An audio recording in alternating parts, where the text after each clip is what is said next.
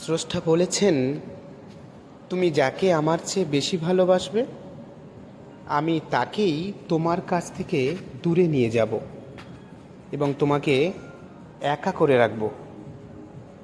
তিনি আরও বলেছেন, কখনো বলবে না আমি তাকে ছাড়া বাঁচব না, তবে আমি তাকে ছাড়াই তোমাকে বাঁচাবো এবং পেছনের অনুগত সব আবেগ কেড়ে নিয়ে তোমাকে দিব্যি সামনে নিয়ে যাব।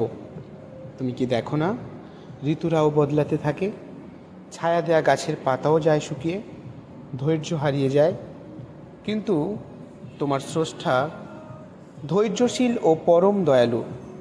সে ঝরে যাওয়া পাতার ডাল থেকেই আবার সবুজ পাতা গজায়। তুমি কি দেখো না তোমার স্রষ্টার এই নিদর্শন?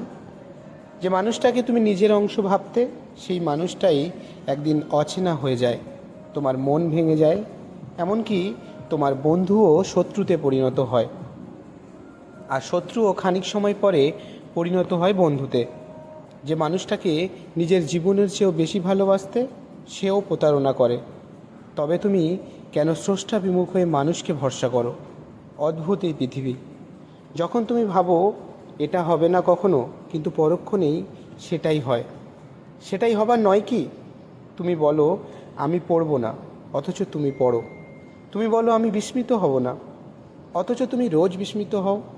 এবং সবচেয়ে বিচিত্র বিষয় হচ্ছে, তুমি বলতে থাকো আমি মরে গেছি, অথচ তুমি বাঁচো, অথচ তুমি বেঁচে থাকো।